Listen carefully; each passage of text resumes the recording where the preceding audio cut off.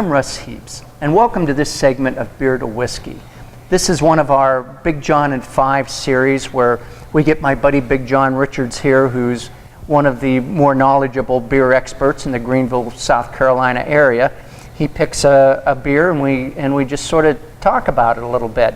And as always, for these segments, we're coming to you from what we kind of consider the craft beer headquarters in Greenville, which is Barley's Tap Room. It's on Washington Street in downtown Greenville. And John, what have you picked out for us this time? Well, we're drinking a beer by Weyerbacher Brewing Company called Finally Legal. Ah.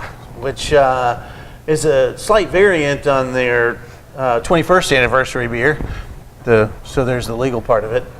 They took their 21st anniversary stout, which was actually a blend of two, Imperial Stout and Bourbon Barrel Aged Stout. They've actually doctored this one up to 13.5%. Holy moly! Right. That's barley wine territory there. Yes, it is. So hence the small pour, hence the actual lack of head. Actually, is the higher the alcohol, the less you're going to get a real true lingering head typically.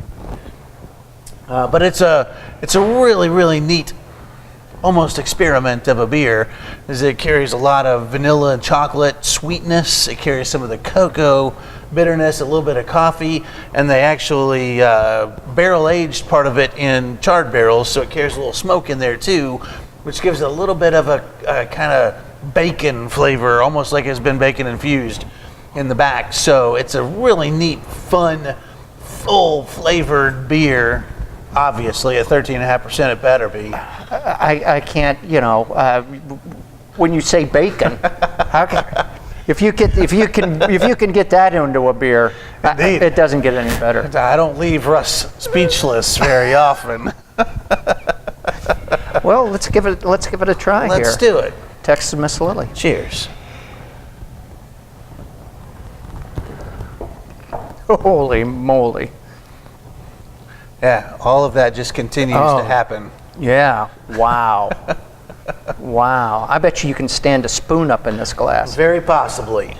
Gee, but it is good. Oh yeah. There's all that rich malts up front, and it's sweet up there. You carry that smoke flavor in the very back. The alcohol leaves a little bit of that pinging sort of peppery spice on you that cleans it all up. And yet another example of why, probably put a gun to my head, Weyerbacher is probably my favorite brewery in the country. Is that right? Yeah, they just have yet to make a beer that I think is short of a home run. And where are they? Easton, Pennsylvania, which is eastern part of the state, but not quite Philadelphia.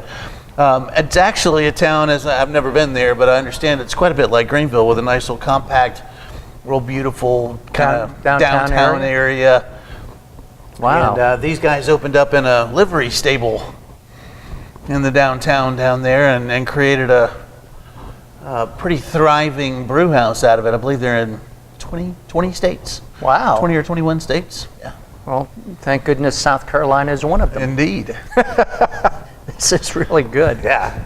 Well, this is, once again, another example of how the bigger you get, the more you can pack into a beer. Right. And there's plenty of examples of really good 4% and 5% beer that are wonderful, and that's what you want if you're going to drink 9 of them, because God help you if you drink 9 of these.